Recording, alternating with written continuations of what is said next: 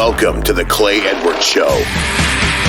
More adrenaline. You know, it's a pretty interesting time to be alive. What's the saying that made the times you live in be interesting? We have accomplished that. And more testosterone for your morning drive. But when you know you've got a problem, how about tell people and be honest? What's going on? Going to war on cancel culture and bringing the spotlight on issues and topics from around the city of Jackson. I feel like Jackson, Mississippi. No one else wants to talk about. The whole system is corrupt and evil. It's unreal. And they don't care. And everybody knows that. It's just sad.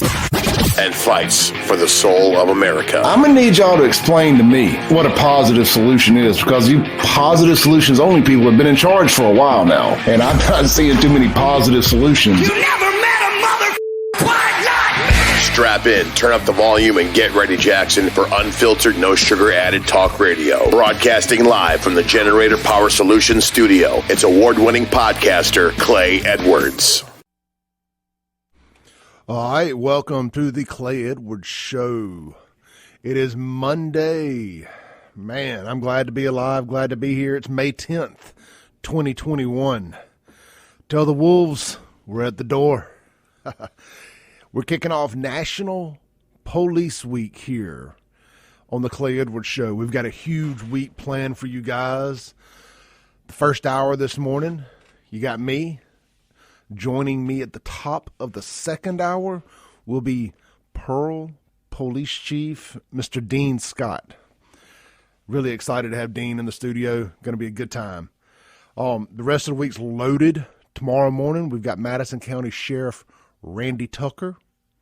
Wednesday morning, we have got Madison County DA Bubba Bramlett. Thursday, I'm really excited about this.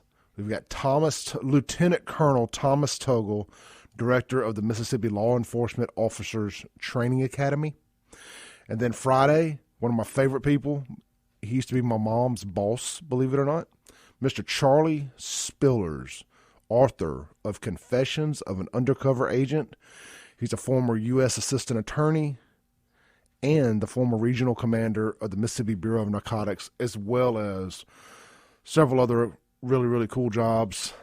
But Charlie Spillers, best-selling author, will be here with me Friday morning, 7 to 8 a.m. But let's get the show started. How about we? If you want to chime in, I would love to hear you guys' stories of law enforcement. Like I said, it's National Law Enforcement Week. We're going all in on it here on the Clay Edwards Show on 103.9 WYAB. If you have a law enforcement friend or family member you just want to call, give a shout out to, tell them thank you for what they do, you can reach us on the Black Axes Throwing Club phone line at 601-879-0002.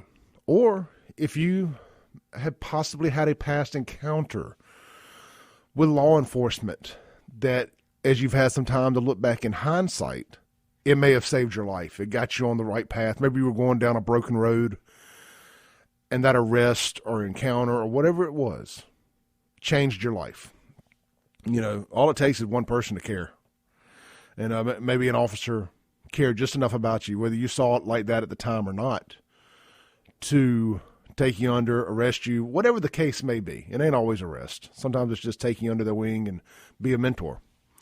I had it happen to me. I'm sure when they set out to do it, it was not because they saw the good in me. It's because they probably saw the absolute worst that I was doing and said, we got to get this guy's a nuisance. We've got to get him off the streets as soon as possible. But I took that opportunity of spending a year on house arrest and having everything taken from me to take a long, long, hard look in the mirror. And it took me 14 years from that day to get to this day, to where I'm interviewing a man like Dean Scott and not running from him. But it was 2007, summer of 2007. Man, we were ripping and tearing. If you knew me in 2007 and you know me in 2021, you probably have a hard time reconciling that I'm the same person. I'm not going to say the officer's name because he still does some undercover work in the Tri-County area. I would love to be able to, but I don't want to put him out there like that. So there was an officer that worked security downtown at the Voodoo nightclub, which was DeWitt that had the dock. When it closed, he went and opened up the Voodoo Lounge. Man, we were ripping and tearing down there. I had my club downtown too at the time. In there fighting every night. I mean, just being idiots, really. Thought we were untouchable for whatever reason, looking back in hindsight. You know, you get in a fight one night, you get in a fight another night, just all kind of stuff. Finally, I don't remember what the main thing was, but they had enough of Clay. They arrest me. I end up out in jail in Raymond. This happened on a Thursday night. I remember that specifically because I did not get out of jail I had to sit in jail until that Tuesday morning. They wouldn't even let me bond out. That Tuesday morning, or maybe nobody would bond me out. That's probably more realistic. I saw Judge Skinner, and I walked in, and it was pretty simple. They got me 10, 12 different miscellaneous charges. He's like, look, you're basically going to do about a year in jail if we find you guilty. If you plead innocent and we find you guilty. Or if you plead guilty now, you'll pay a bunch of fines and you get a year house arrest, probation, drug test, AA meetings, anger management meetings, all this stuff. Well, you know, you're sitting there, you've been in jail for 4 days.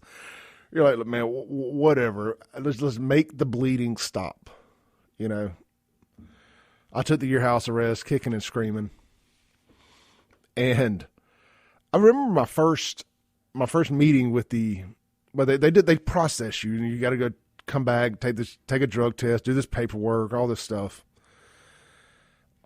And I was so out of it at the time, just mentally, that I think I wrote my birth year down as the date on the paperwork. And the lady filling out the paperwork, she was like, sir, are you on drugs right now? I'm like, no, ma'am, I'm not. She's like, well, do you know it's not 1977? I was like, I'm sorry, that's my birth year. I just scatterbrained. Anyhow, I come out of that year, and I hadn't been out, barely could work. You know, house arrest is the real deal when they put that ankle bracelet on you. And I run into the cops that arrested me. And for a long time, I was bitter about it because I wasn't ready to be, I wasn't ready for my wild days to be over. And I run into them once I had some time, and I was just like, man, thank you. You know, I'm pretty sure you saved my life, you know, indirectly. Because had I not got arrested and I kept going down that path, Lord knows where I would be. Dead, most likely. So that's my law enforcement story. What really turned me around. And the officer, detective, he knows who he is, and thank you very much. There would be no Clay Edwards show if it hadn't been for that fateful night in summer of 2007. So much love, much appreciation. And that's why we're going to kick off Law Enforcement Week here. All right, a little recap of the weekend. Mother's Day weekend, we had a great gathering over at the house yesterday. My first opportunity ever to host Mother's Day instead of going somewhere for it. Me and Crystal had my mom, my whole family over, my grandmother, and cooked them steaks. And it's funny, man, my grandmother's not the most social, you know, butterfly by no means. You know, she'll kind of sit in her corner and mind her own business, and she's ready to go pretty quick into it. That steak was so good, she stuck around 2.5, 3 hours. Even called my mom later. So, now, what kind of steaks were those? We got them some fillets, by the way. And I'm more of a ribeye guy. But we got them some fillets. And, but to see my grandmother that excited. Now, she says she only eats her steak well done, which that is blasphemy by any standard of blasphemy that I know. But my grandmother's 85. She's in good health. If she wants, we call her Pretty Mama. That's her nickname. If Pretty Mama wants a well-done steak, Pretty Mama gets a well-done steak. It just is what it is. And, but I didn't give it to her all the way well done. It was more medium well. I can't burn a filet. It's just something in my DNA won't allow it to happen. But we got as well done as a steak that's coming off my grill is going to be well done. Anyway, she enjoyed it, man. We had a good time with the family. You know, sports really seemed to be back to normal this weekend, too, just aesthetically, watching it on TV. The Atlanta Braves had a sold-out, full-capacity game against the Phillies, or series, should I say. The M Braves were back at it. They had their big firework extravaganza Saturday night. They won too. And so that's always cool. What else? Oh, I watched the Canelo Billy Joe Saunders fight from Texas Stadium, or Cowboy Stadium, AT&T Park, whatever it's called. 70,000 people, man. 70,000. I mean, it looked sold out, which we know that place holds more, but the way they had it set up, I guess it was a sellout. To become the largest ever indoor crowd to see a boxing match in America. So that was cool, just to see everybody there, mostly maskless. So we're going to get to a point here pretty soon where we have to say, so in 2 weeks from now, if there's not a massive outbreak of COVID and that Cowboys game doesn't, we don't look back on it and say, oh my God, it was a super spreader. These COVID bros, the blue check mark mafia, I know they're not going to shut up, but eventually they're going to run out of arguments to make. I mean, these are supposed to be highly educated journalists, and I mean, they got a blue check mark. They must be important. And if you don't know what I'm talking about, on the Twitters, the people that they deem knowledgeable and smart have blue check marks. Most of them, anyway. So, what is it? The Texas Rangers have been playing right there in Arlington, right next door to Cowboy Stadium, and playing to sold out, full capacity crowds all for the last several weeks now. And then you pack out for the boxing match. And Texas's numbers are going down with COVID. You tell me. You tell me what's going on. And you can say it's the vaccines. You can say whatever. But either way, COVID is leaving us for the most part. Maybe it's replaced the flu. Who knows? All right, we're going to take our first break here. You're listening to the Clay Edwards Show. We are celebrating National Law Enforcement Week here on WYAB.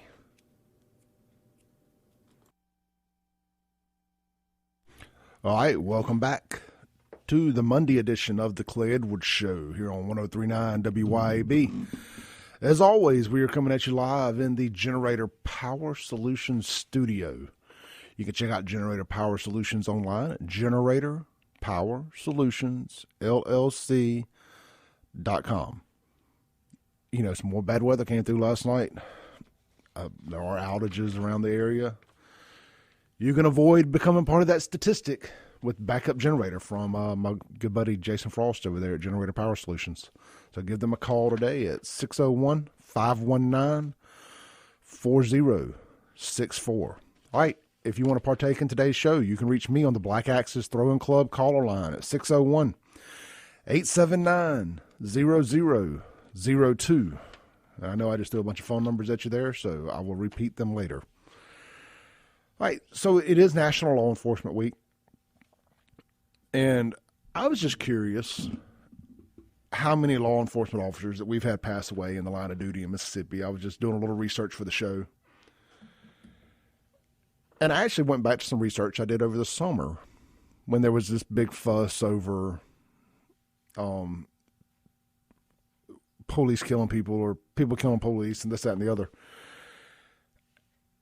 And I discovered that 301 officers, this is in recorded history in Mississippi, 301 officers have been killed in the line of duty. 190 of them by gunfire. And the second deadliest one was automobile crashes at 39. 15 officers have been killed in Mississippi by being struck by a vehicle, you know, whether it be on the side of the road or whatever the case may be. That seems astonishingly high, but I guess not, considering that they pull people over on the side of the road and, you know, their backs are sometimes not sometimes, I guess all the time, to the traffic. Man, I see that all the time, and I'm one of these people that always get over. If I see somebody pulled over, I get over at least one more lane as quick as I can. And I do see more and more people doing that. I also know it's a law now. But I do see more people, even in Jackson, where the worst drivers in the world reside. I see more people changing a lane and giving the police the shoulder in that inside lane. Okay, here's the one that really blows my mind. Vehicular assault. This is intentionally being ran over. 8. Vehicle pursuits. So this would be high-speed pursuits, I assume is what they mean by this. Another 7. Excuse me. Another 7 killed by vehicle pursuits. That is a lot of officers. 301 in the state of Mississippi. And unfortunately, COVID has claimed the lives of 4 this year. Not this year, I'm sorry, but in the last year. And I believe that the last officer death was due to COVID. But this website's kind of hard to break down a little bit like that, so don't exactly quote me on that. But I will send the link out. It's odmp.org if you want to check this information out for yourself. odmp.org. Very useful. It's got everybody's pictures there that were available, when they died, how they died. You can search by police department, by sheriff's department, by law enforcement agency, I guess is what I'm trying to say. So really good tool there if you want to do a little investigative work yourselves and kind of see what's going on there. So, look, man, change the subject real quick. I haven't been personally following this Dogecoin stuff too much. Look, I am all for all you guys making millions of dollars on internet investments, stock investments, whatever. I love it. If you get rich and you start a business and you need to advertise it, you can reach me at clay@wyab.com. Let me get that plug in. But man, you remember when CrossFit first got popular? It's like and I was guilty of this. That's why I can make fun of it. Anybody that did CrossFit, you knew they did CrossFit because they couldn't shut up talking about CrossFit. It's like, hey man, how you doing? Well, I just left CrossFit. It's like, okay, good, you did CrossFit. And Dogecoin is turned into the new CrossFit on the internet, because anybody that's messing with Dogecoin or investing in Dogecoin won't quit telling you about Dogecoin.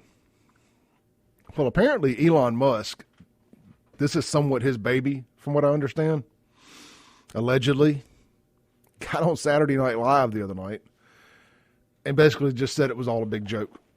And Dogecoin took a big hit. Now I understand it's coming back up. But be careful out there with these type investments. I mean, when they're high sell, that's all I can say.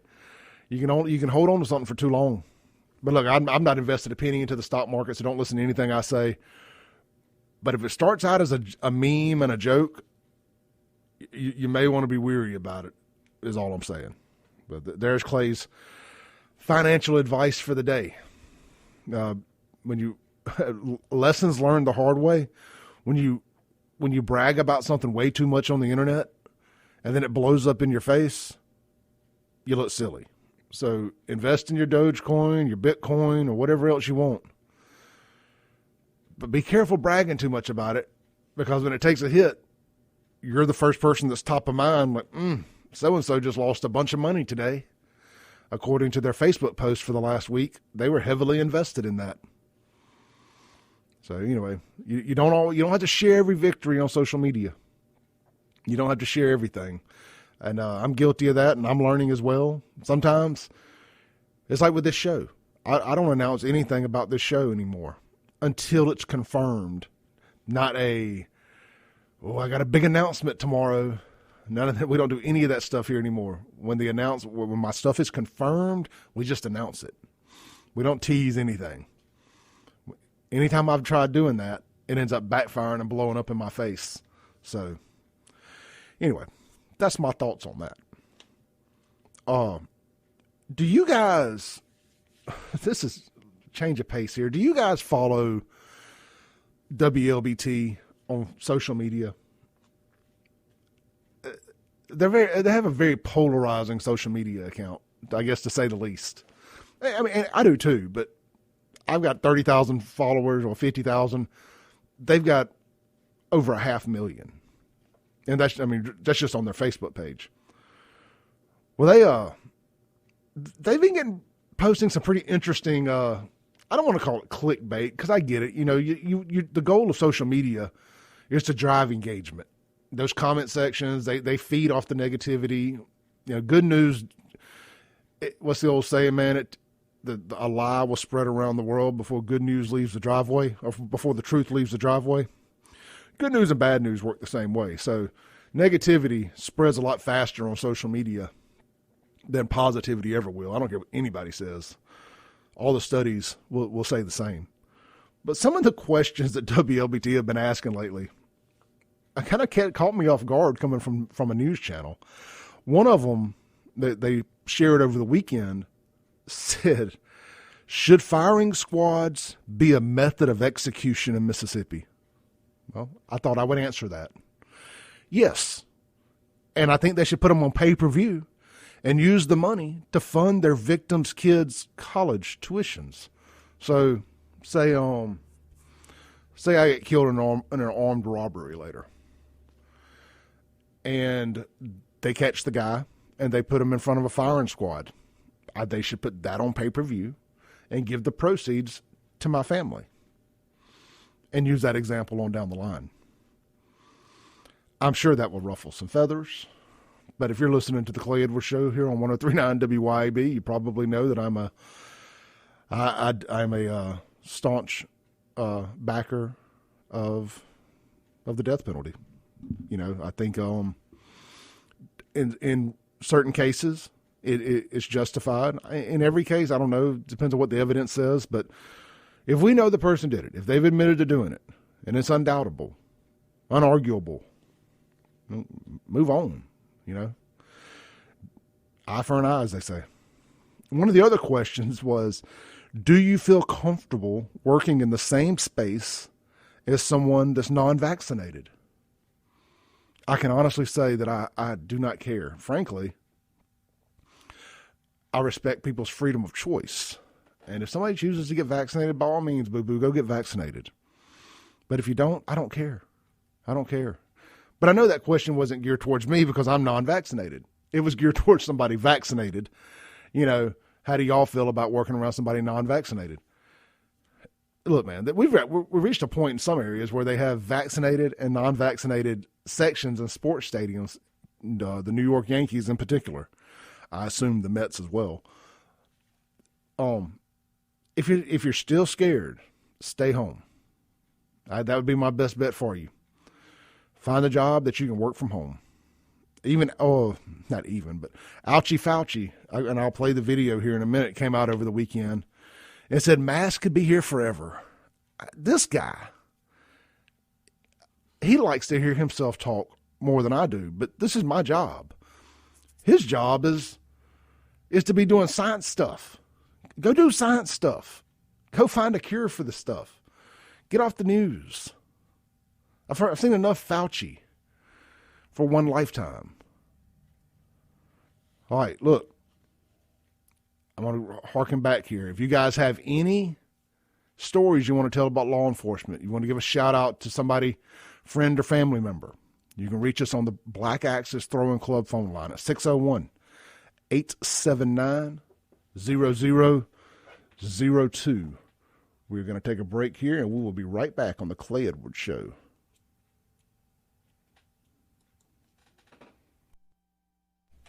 All right, welcome back to the Clay Edwards Show. We are live here in the Generator Power Solutions studio. As always, we are brought to you by Coleman Taylor Transmission at Coleman Taylor Transmission in Jackson, Mississippi. Transmission work is all they do, and they're proud to be the best. Their reputation matters to them. They are fair, and they do best by their customers. They excel in automatic and manual transmission, reconditioning, and remanufacturing. Import and domestic financing options are available at Coleman Taylor.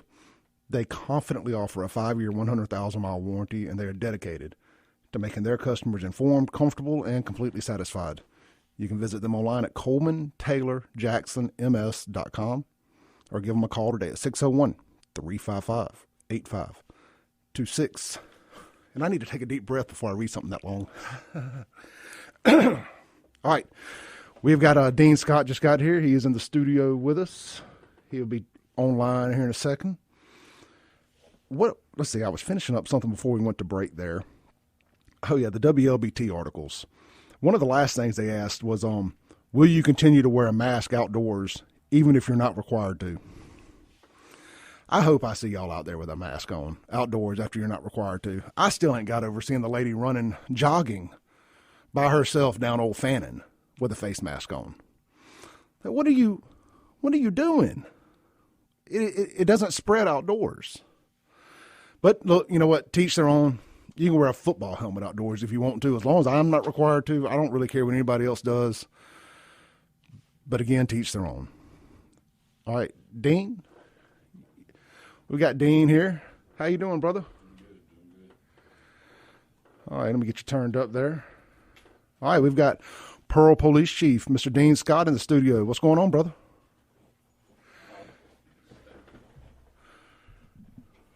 Let's see here. We are, as always, with the Clay Edwards Show. If there's not one technical difficulty, there's 10. See if we get his headphones going over there. Can you hear me better over there? I got you now. All right, good deal. Good deal. Well, we've got Dean in here. Dean, how's it going, brother? Doing good this morning. I got you on the wrong one. Talk again. Doing good this morning. Okay, there you go. I had you on the wrong mic there. My bad. All right, Dean. First off, thank you for making it in. And happy to be here. I know, man. It's a ride out here to Florida, isn't it? It wasn't too bad though. No traffic. Yeah, that is the one plus side. You actually get the traffic when you're going back. I'm sure. So, but I get off right there at Highway 80. I work over there across the street from the Metro Center, so I don't have to go too far. And you'll be going back to Pearl, I assume. Yes, sir. So look, Dean, you've been in law enforcement, what, about 30 years now? Yes, sir. I'd say, when did you get in, around 91? Yes, sir. It's a long time, brother. It is. It is. Seen a lot of things change, good and bad. I was going to ask, so with the advent of social media and the 24-hour news cycle and all of that, so it's created two very polarizing sides to this. Now you've got this side that's like me and a lot of people I know that are real active, pro-law enforcement, very vocal about it. But you also have the other side who take every incident and blow it out of proportion, and it just turns into this very anti-police sentiment. Correct. How is it out there on the streets? You know, take us off the internet and real life. What are you guys dealing with? Well, I think a lot of what we're seeing is regional. The South's always been, of course, you're going to have your areas that, you know, your larger metropolitan areas that it really doesn't matter if it's north, south, east, or west. But in the South, I mean, I consider, you know, Pearl's rural South. And I can't say that we experience anything like they are in other regions. Let me say that. Now, you're always going to have, you know, the police haters, no matter what you do. I was a police hater when I was young. You were, probably because of me. Yeah. I mean, look, first, you may remember this name. When I first started cruising up and down Mcdowell Road, Benji Randall told me, he said, the one cop you got to watch out for is Dean Scott. If he gets you, he's got you. And, you know, but I also learned that the minute I quit acting up and being an idiot, guess what happened? Police quit messing with me. Yeah. It's funny how that works. Well, you know, and I guess now we have, you know, what we deal with, and we dealt with last week, an individual that was, let's just say, very confrontational in an antagonistic way. The gentleman was doing wrong. He was speeding. We actually had several calls at 5 o'clock about the way he was driving. To the point he was running people off the road. He was passing people. He was going down in the median passing. Went up in the airport to avoid police. They saw him, turned around. Anyway, long story short, we ended up stopping. Of course, he gets out, you know, with his hands up, don't shoot me, don't shoot me. Just being ridiculous. And I call those people, for whatever it's worth, I call them copycats. Oh, yeah. Most of them, they hadn't experienced anything like that here. No. And I think the things that have happened are all unfortunate. There's no way you can condone the things that have been polarized. There's no way to condone any of that. But it's like I talked about last week on one of your sister radio shows, or whatever you want to call on there. Yeah. My concern about it, though, and like we talked about, is these guys, the people that work for me and the people that wear this uniform, they're people too. And I think that's what gets forgot in the public. And it can be, nobody wakes up every morning. Now, you've got guys in this career, just like anywhere else, that are not, they're in it for the wrong reasons. Be it they were bullied in school, be it, they have a grudge against something. We all have bad apples. But, I guess the one thing that's heartbreaking if you do this line of work is there have been some people that died at the hands of police. I get that.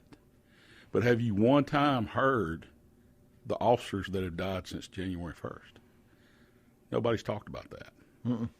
And it's more than what's been, like I said, just blown up on the national news.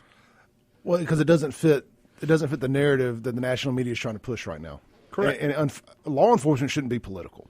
No, and I hate politics. I'll be honest with you, Yeah. I can't stand it. Of course, it's the world we live in, and you have to deal with it. But it is it's an unfortunate animal that we face every day. Yep. I mean, I think law enforcement should be apolitical and roll on with it. Now, of course, I mean, you have to juggle a lot of stuff, but being a police chief and working with a mayor, and of course you work for a great mayor. I do. I'm very fortunate. A guy with the law enforcement experience, in Jake Wyndham. So everybody doesn't have that the boss like Jake, No, and he's very understanding, because most of the time, even, it's human nature a lot of times to believe the first person that gets to us, especially if it's if it's a little outlandish, if it's a little outrageous, or if it's just bad. Mm-hmm. That's just human nature, and it gets your anxiety, especially Jake being in an elected position. And he'll call, and I guess a good way to put it is I'll help him remember you've been right here too. Yeah. And he sees that, and he gets it, and it goes well. And 9.9 times he's very understanding and takes a breath and realizes what we're up against. So you brought up a point about there being bad apples. Yeah. And look, I could just sit here and talk a whole hour and a half about our run-ins, but I ran across a quote from you mm-hmm. that I even shared with my wife, and she cracked a smile. Okay. And it's a good one. So I guess you were under fire at some point in the last year or so mm-hmm. about having to suspend an officer mm-hmm. for some sexual misconduct, harassment, something along those lines. Mm-hmm. And you were quoted saying, "We did have an incident where female employees were being mistreated. Let's just say that, and I'll tell you, Sandy Milton, with my background, if that is long story short, you said, if that's what I'm going to lose my job for, that will be my hill to die on. I'll fall on that sword." Yeah. Much respect. Thank you. Because, we all have mothers. Mm-hmm. I have a wife. I have 3 daughters. I have a sister. I grew up surrounded by women. Correct.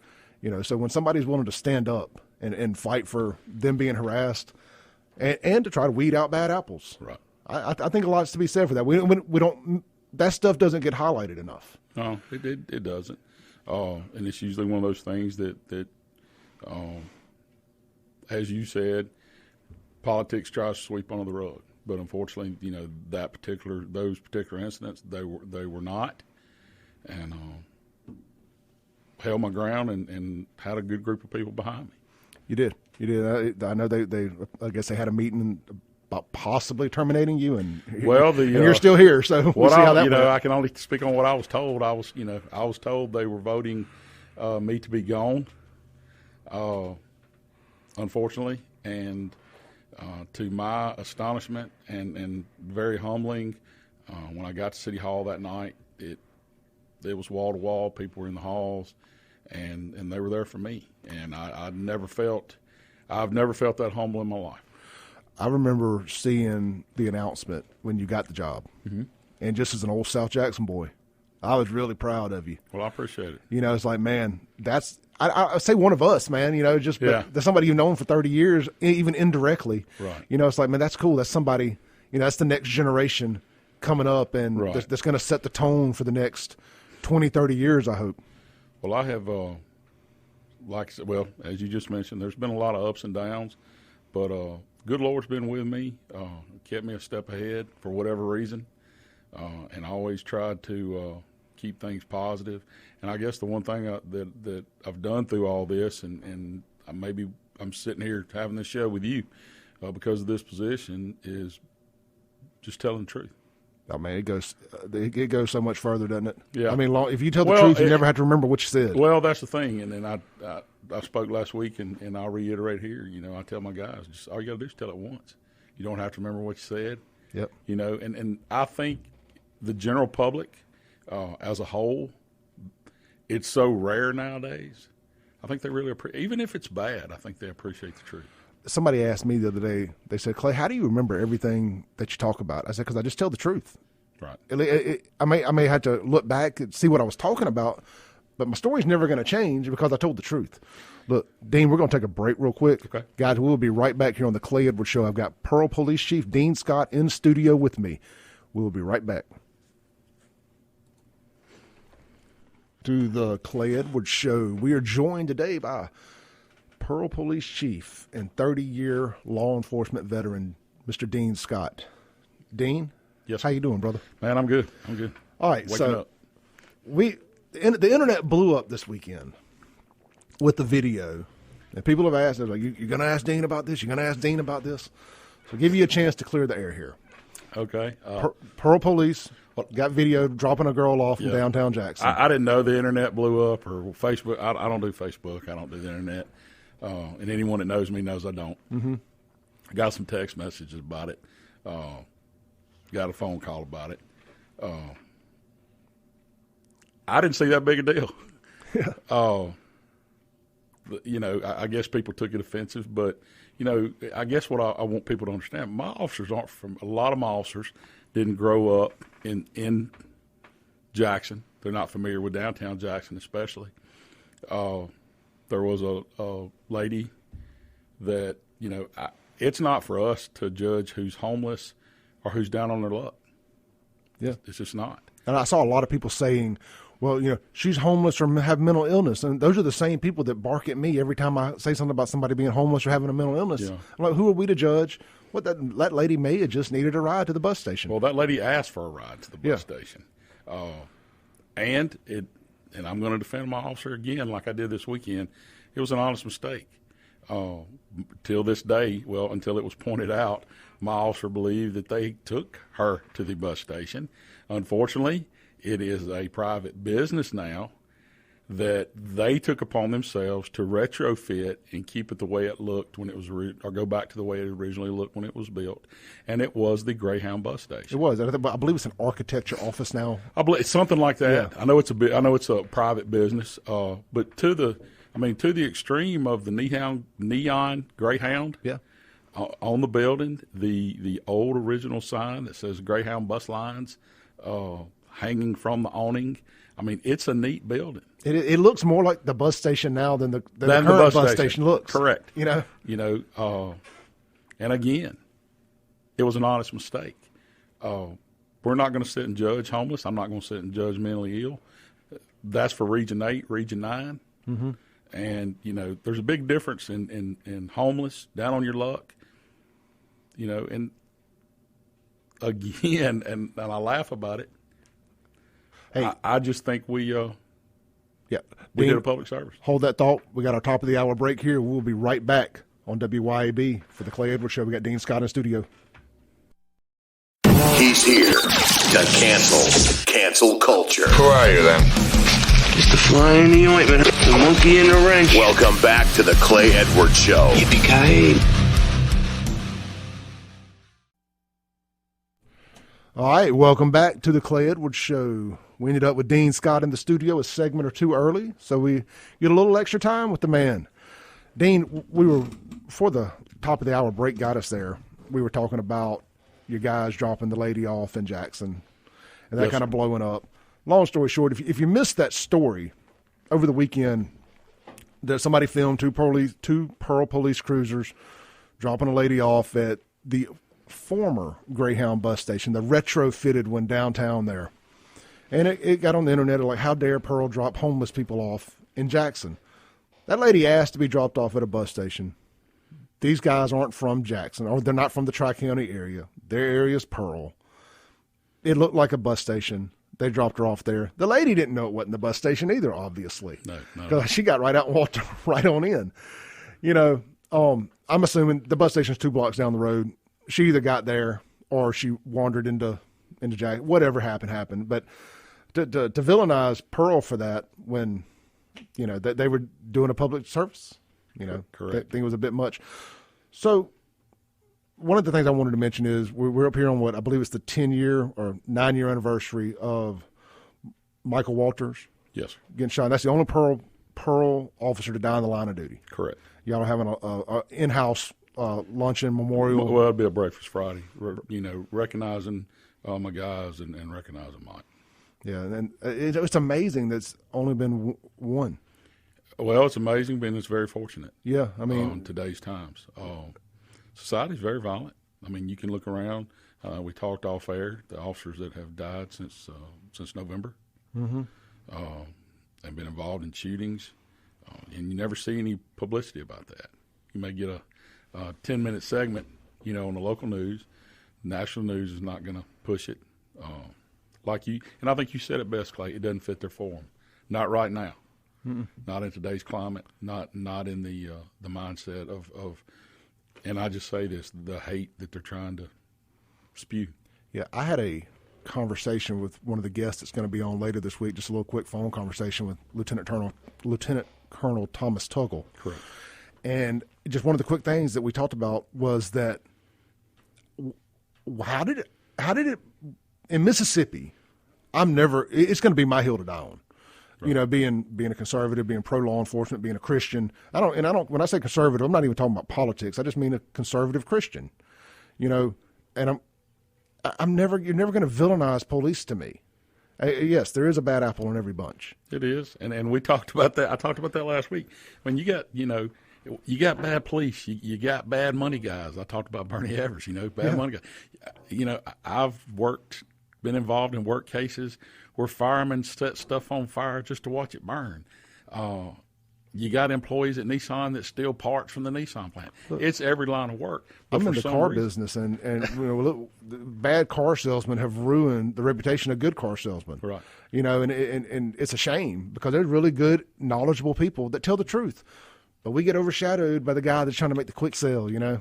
Well, and like you talked about earlier, the one bad apple, one bad incident with one bad person will overshadow 1,000 good guys doing 1,000 good things. Yep.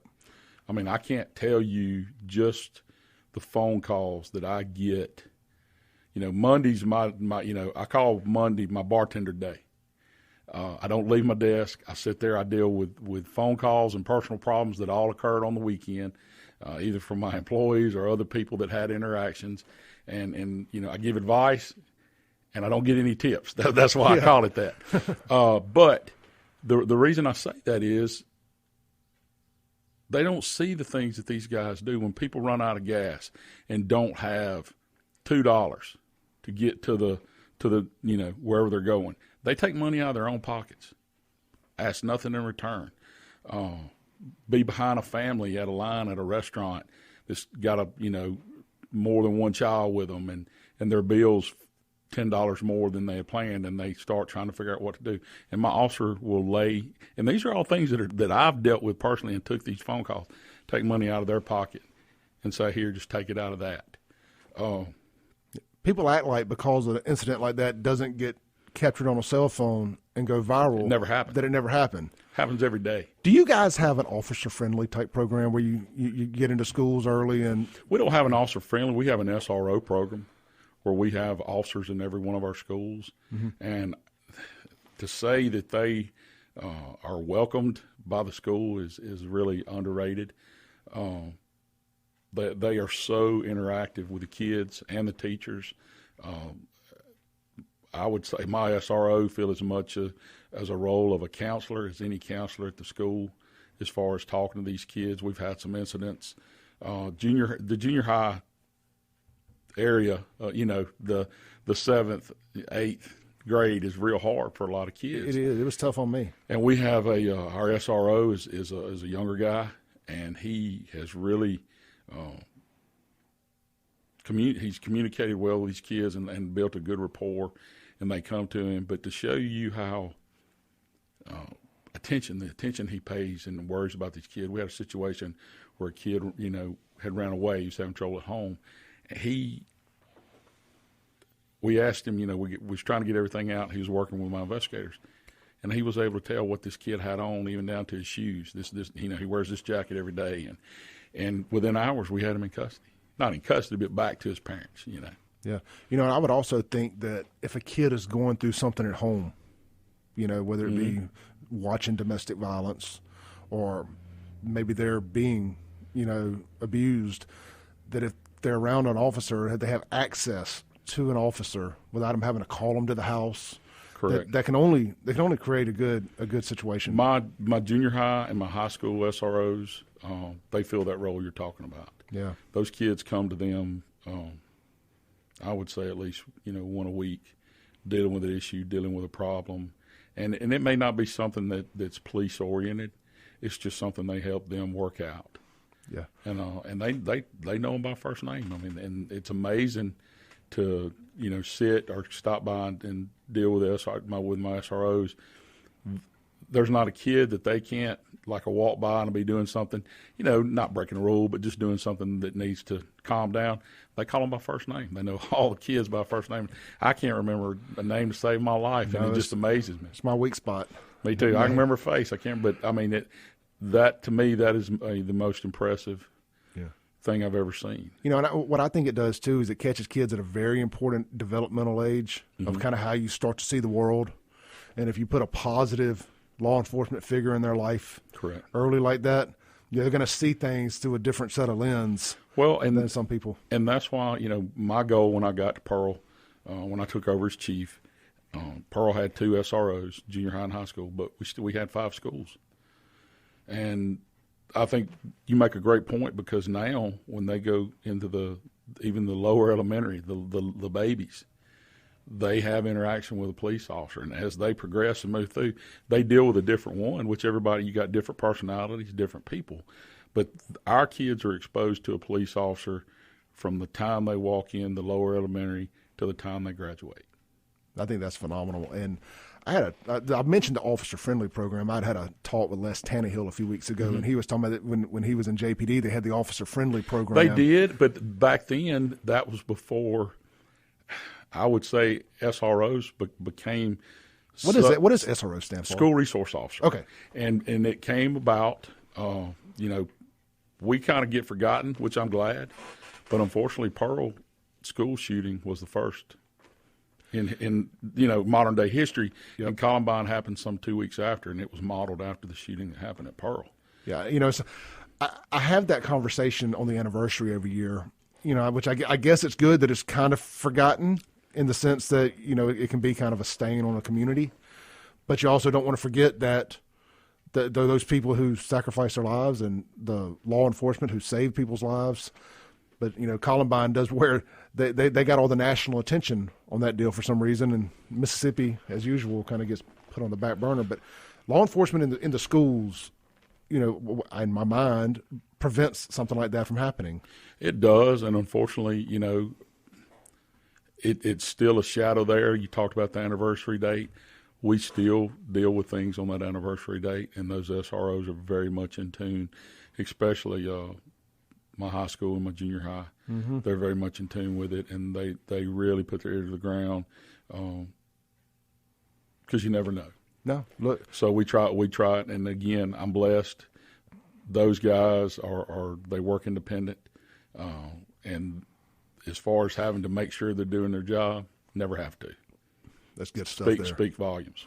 You know, every year we share that on my Save Jackson page just as a memorial, and every year I get a new story from somebody who was there that day. Mm-hmm. You know, and they appreciate it. They like having the platform to have somebody to talk to, and that goes back to what we talked about during the break about your guys, and we're coming up on a break, so I don't want to get too deep into it. But you're just when police are involved in something that they don't want to have to do, if they have to shoot somebody, whatever the case may be, you were talking about the traumatic stress, the traumatic, almost like a PTSD. Well, that's what it is, and having somebody to talk to. Correct. After that, and it may not be something as much as a shooting. It may be something that they saw, you know, Correct. Come up on the scene of a violent crime, a violent accident. I know there was a situation of Pearl, was it last year, 2 years ago, where one of your officers had to run up in the house and save. That was this past year, yes. Yeah, you know, I mean, that can traumatize somebody rolling in and seeing something like that happening. Yes. You know, a lot of people freeze up, man. You guys can't. You guys have to go all in and worry about the consequences later. And Correct. The national media pretends that doesn't happen. You know, like, I don't want to imagine a world without law enforcement. I couldn't. No, I mean, I think this whole defund the police nonsense just blows my mind. It's just that with the irony, the people that are screaming defund the police are the first ones that'll call when something bad happens. Hey, you know, every time. I told that's the irony in it. I told my dad, I was like, you know, if they defund the police, it's going to hurt the people that need them the most. You know, it's like, I don't think the police are necessarily here so much to protect guys like you and I that carry everywhere we go. It's here to protect the people that don't. And us too, obviously, but for the most part, it's in the inner cities and people who can't protect themselves, kids, you know, elderly. Well, I think law enforcement's role in general is to protect and serve, but it's to protect and serve those first and foremost that can't protect themselves. And that goes back to your elderly, to your disabled, to your children. And you know,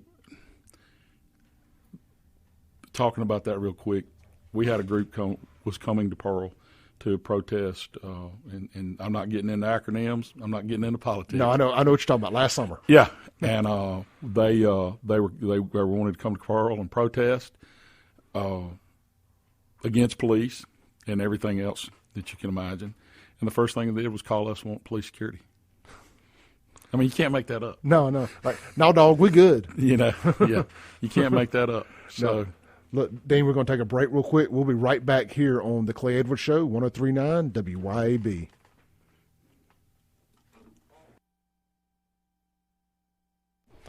All right, welcome back to the Clay Edwards Show. This segment is brought to you by Lakeland Glass and Tint, where quality matters. You can reach Jason and the team at 601-946-1000. That's Lakeland Glass and Tint for all your automotive tinting needs, windshield replacement, or if you have a commercial or residential property you need tinted with summer coming up, give Jason and the team a call.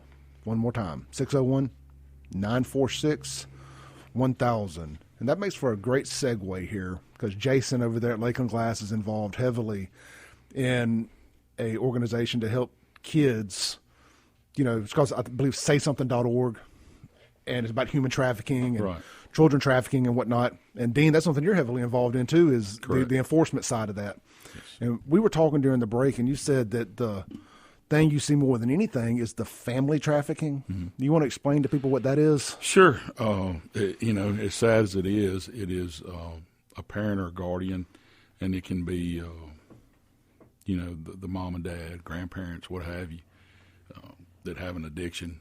And this is what we see more so in local law enforcement in the metro area is a parent or guardian that has a drug addiction that surrenders their children to the drug dealer in lieu of paying for the drugs. And when they surrender their child, they surrender them for anything. Yeah, abuse, sex abuse, because you know it doesn't necessarily have to be sexual. There's guys that, as far as the assault, there are some individuals that is their gratification is by just causing physical abuse to a child, as sad as that is. That's a crazy world to live in. And I was telling you during the break that, I did a lot of drugs over the years, and, everybody's rock bottom is a little different. And I was never, I guess I didn't run quite as deep into those circles where I ever saw anything like that. Right.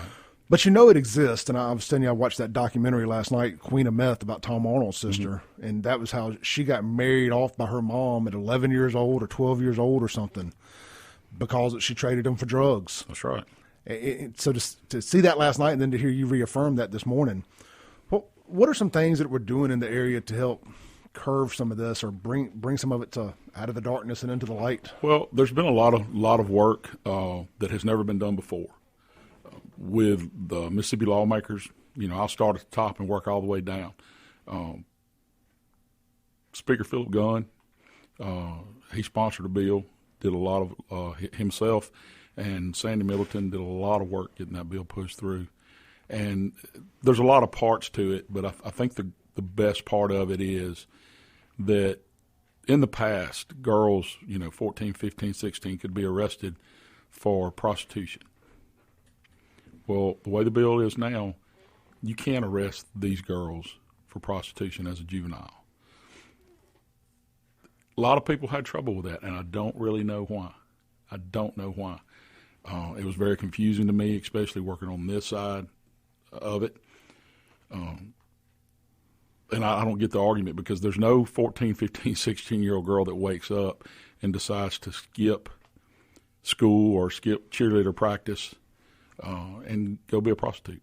No. It doesn't happen that way. They're either forced or coerced to do so.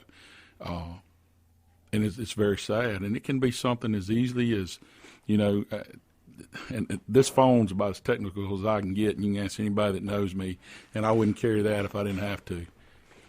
But these instruments right here have caused people more problems in their life, period. Oh, yeah. Than any. And, a high school girl, can, like anybody else, can make mistakes, a picture be made, and that picture can be used to, the simple term is bully her into doing something that she wouldn't normally do. Kind of revenge porn type stuff? Correct. And to the point that, and we've seen cases where they have told them, let's just say other individuals that maybe they may or did not go to school with, you're going to do this act, or your sister is. And that sister is usually several years younger. So to keep that family member or that sibling from being hurt or injured, they go through with it. And what would be what is the charge on something like that? I mean, assuming that both are minors. Well, it gets real tricky, depending on the age. If it's done through the internet, you've got some promoting you can do. Yeah.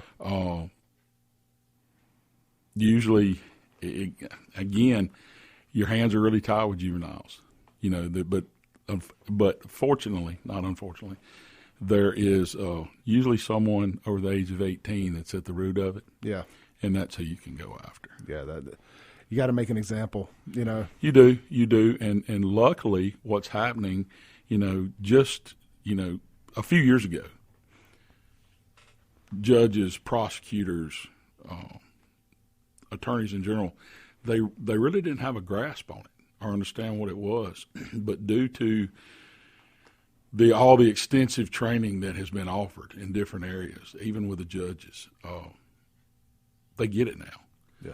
And what we've tried to do when we go into an area, before I was chief, or we would go into a particular area or work in our particular area, and we were going to work a situation that we knew this was going to come about, we would go sit down with prosecutors and help them understand. And I've even sat down with judges. Hey, this is not to influence the case, but so you understand what we're doing. Paint a picture of what's about to happen. And you paint that picture when you're getting your warrant signed. Yeah. So when it comes, they understand it.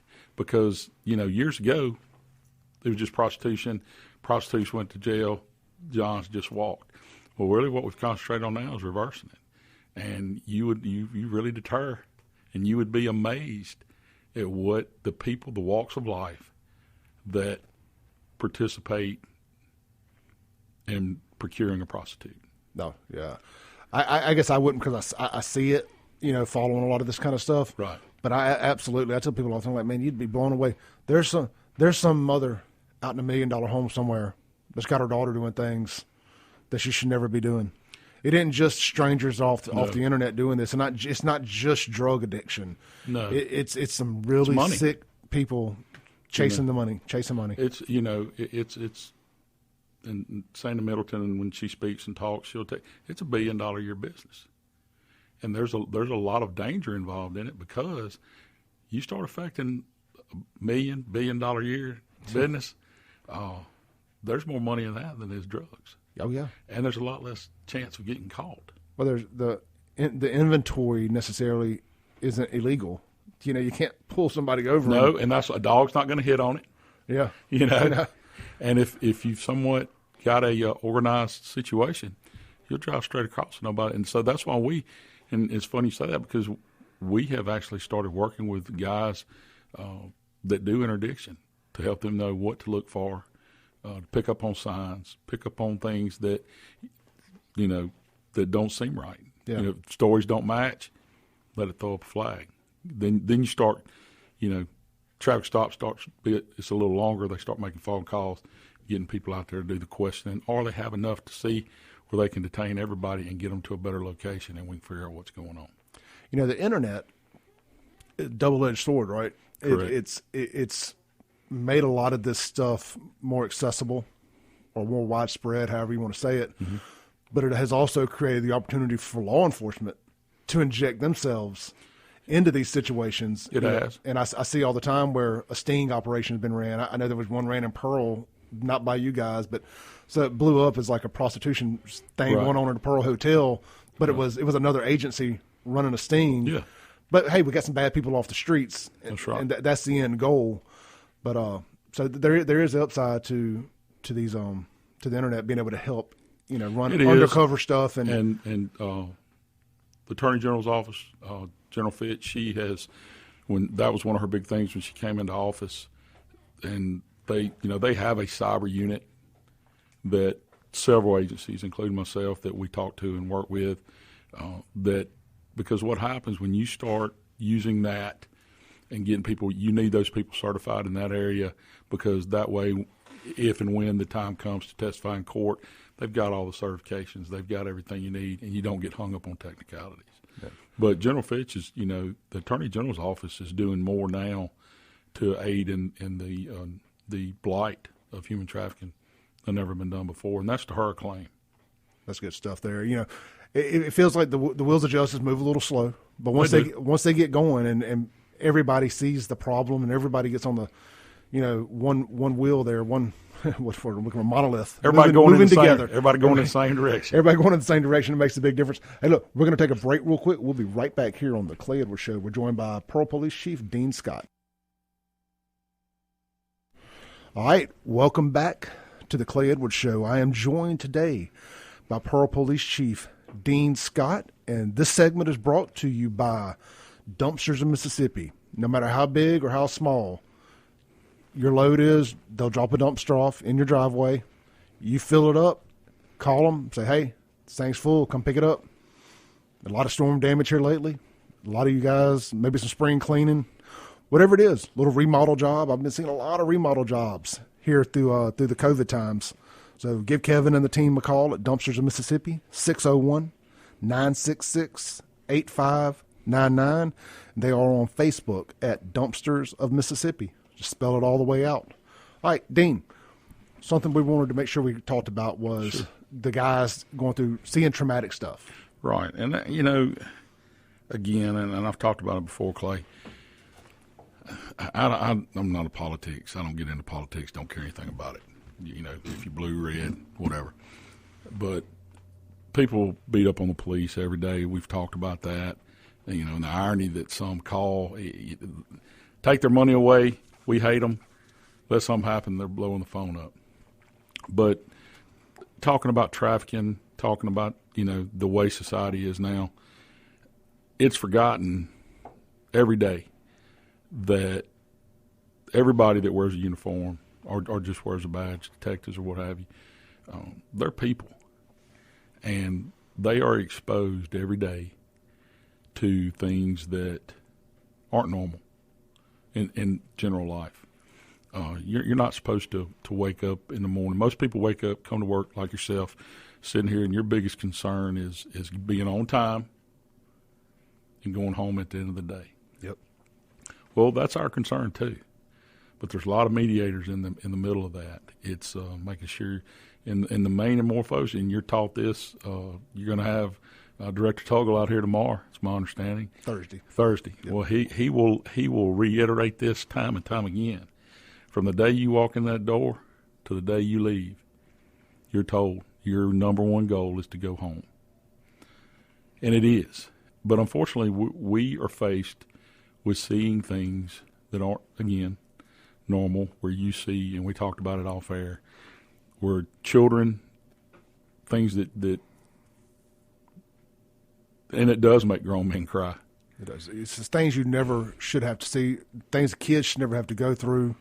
It's a whole other world out there that people just don't. All they see is the traffic stop or correct whatever gets blown up by the media, but they don't see the Superman cape these guys wear. No, and that's why and it is. It's the abuse of alcohol is high within law enforcement when they get off work, and it's just to help cope. Everybody carries demons. You talked about your past when you were young, a young man. We all carry demons. Well, I carry demons. My captain carries demons. The mayor himself carries demons. Our mayor, we probably got one of the only mayors that's ever shot in the line of duty as a police officer. He was very fortunate. It was not people say, well, it was just a minor wound. You get shot, it may not be, it may be minor to somebody else, but it's major to him. The intentions were to kill him. Correct. You're not shooting somebody to disable them. Correct. You're shooting them to kill them. And, and that's not normal. You don't go to work for that. You don't wake up thinking, oh, here, I can't wait. I hope I get shot today. But what we try to instill and what I've told my guys, and I've spent hours talking to a couple when they've been involved in let's just say, high-risk incidents. It goes somebody that has been through it themselves, such as myself, and it's not anything I'm proud of. If I could go back, it would have all been done a different way, but that's just the cards I was dealt at the time as a younger man. But I understand what these guys are going through that work for me and friends that I've talked to that's been, some fellow law enforcement officers I'm friends with go through something, pick up the phone, hey man, heard this happen to you. If you need to talk, let me know. And I'll try to give them so they'll know I know what I'm talking about. It may just be, now you're not going to sleep for a couple of days, and on that third day, if you want to talk, give me a call. I've had more than one do that because that's what happens. And again, that's where you go into these situations where, the alcohol abuse rate among law enforcement is very high. And hopefully, if these guys, they realize it, and you can help them and talk to them, it goes a lot better. But I've always hadn't took issue. I appreciate the efforts, but it's hard for me to sit here or sit, the things I've been through, and ask for help from someone that's never been involved in it. Yeah, it's got to be hard to sit down in a chair in a psychiatrist office, whatever it may be, or just a group setting, whatever. Yeah, yeah, and have that conversation. But sometimes, whether that's the case or not, it's just good to get it off your chest. It is, and like I said, we all carry demons. I carry mine. I've had friends and coworkers lose their life, and been directly in front of it when it happened. That's a huge burden. You told me a story about that, man. I mean, that's tough, and I remembered that. It's not, and Pearl. Those guys that work for me, they still that's an open wound for a lot of them, and I understand what they're going through. But the main thing I want the public to understand when you see an officer, it's not going to kill you to say, hey, how you doing? They're people too, and especially. And I try to tell people that I always work with guys, and you could always tell when they came to work and they were having trouble at home, let's just say, with their significant other. And you could always tell when they come to work mad. And experiencing that myself, if they were younger than me, I'd say, hey, Take you 5 minutes, whatever your vice is, cigarette, sunflower seeds, or whatever, before you get in that car and take a call, calm down. Because a lot of times what you see in the national news, all that is displaced anger. Guy having a bad day. And he was having a bad day before he got there. Again, we're human too. Mm-hmm. And would he have handled it that way had everything been perfect before he came to work? No. Like I said, and I just always call it displaced anger, because it was the first thing he came in contact, he or she came in contact with right after the big blow up. Do you think that some of the home problems that happen within law enforcement, the domestic, not domestic violence, but just like domestic problems, with home life, come from the stresses and the stuff they see every day, and it's hard to compartmentalize those two things. It's easy for me being in car shows. I can compartmentalize a bad day at work and go home. But you see somebody die, you see a kid in a bad situation, whatever that may have happened, it's you can't just leave that. No. You take that with you. And what happens when you go home, that's the last thing you want to talk about. That's the last thing you want to relive, if you will, and it will make and that's either, I've got female and male officers. Nowadays law enforcement is, you've got a vast array. It's not just a boys' club anymore. No. And I would say, and I could be wrong, I don't know, that I would think female officers have it if their husband's not involved in law enforcement, and their husband, like you said, maybe sells cars. I could see where it would be a worse situation because their husbands are worried about them, the male role in the house, and I can see where that causes, you're not talking to me about work. Females are the same, males are the same way. I don't want to talk about work. I don't want my child hearing what I've been through. I try to leave it at work. Administration that I'm in now, fortunately, I'm my role's a little different, but I hadn't been in it that long, and the divorce rate among law enforcement is high. There's no way to hide that any way, shape, fashion, or form. Yeah. And it is nothing but stress, anger, and access to the public. And I think a good way to put it, where people may would understand, the cause of divorce, what guys think the grass may be greener sometimes, it's not. Oh, yeah. Hey, look, man, my wife asks me all the time, I come in from work, she's like, how was work? I'm like, it was work. But for me, it is very mundane. No matter, even on the worst day, it's still not a bad day. The worst day at work means we had a mad customer, but we probably sold a bunch of cars. Right. In law enforcement, if you had a bad day at work, it's a real bad day. It's a real bad day. Yeah. We just people don't take that into account. I'm glad you wanted to bring that up because I think it's something the general public might not get a chance to hear. We have all the same problems, and more so than any other profession. Because you're never going to do anything right. Especially right now, we're the bad guys across the board. Mm-hmm. But you find self-satisfaction in being able to, like we talked about, they don't do it to even be recognized. They don't do it for a phone call. They don't do it for, if most 99.9% of police are there to serve, and if they see somebody that needs help, it doesn't matter, black, white, that don't even come into play. No. They're going to take care of them, and they're going to do their best to help them if they will let them. Yeah, look, man, we're in Mississippi, and I have to believe that this is me encouraging our listeners. Quit being the silent majority and start being the loud majority, and let these law enforcement officers know that you appreciate what they do. I'm not telling you to pick up everybody's ticket when you see them at a restaurant, but it never hurts you to tell somebody, hey, man, thank you, you're doing a great job. And think about and put yourself in their shoes for 1 second. How good do you feel when somebody tells you you're doing a great job? It changes your day. It's something as simple as thank you for what you do. You're doing a great job. I just want to encourage everybody. You see an officer today, just tell them thank you. Or this week. This week in general, especially law enforcement week here. So look, Dean, we're going to take one more break. All right. And when we come back, we're going to throw it back, man. A little. You went to Forest Hill. I'm from South Jackson. I did. I think we can have a little fun conversation there. We'll be right back on the Clay Edwards Show on 103.9 WYAB. Show here on 103.9. We're finishing up with Pearl Police Chief Dean Scott. We got about 4.5 minutes left of the show today. Dean, let's end on a high note here. Okay, sounds good. You're old South Jackson boy, man. Forest Hill, class of 87. Correct. Man, did you ever think you'd see South Jackson like it is, man? No, it's we were talking off air and you know, working and a lot of the particular things that I've done in my career and past few years where I grew up, it just breaks my heart. It does, man. Like I say, my parents still live out there, and it just blows my mind. Like I said, me and Jake Wyndham became buddies because he got mad at me about a video I made about Pearl one time, and he's like, "Hey, man, that ain't right." I said, "Look, man, I'm just a sore loser. I'm licking my wounds here." I was like, "Y'all won. Pearl versus South Jackson. It's over. Pearl." But you won know, the it's fight. funny you say that. You can go in a store, let's just say Walmart on a Saturday morning, afternoon, and you think you were in South Jackson. Oh yeah. You know, I mean, everybody. You know, if you're from South Jackson, you're going to see other people from South Jackson. Hey, look, man, I do every time now that I'm, like I moved out there to Crossgate, so I'm at the Pearl Walmart a good bit.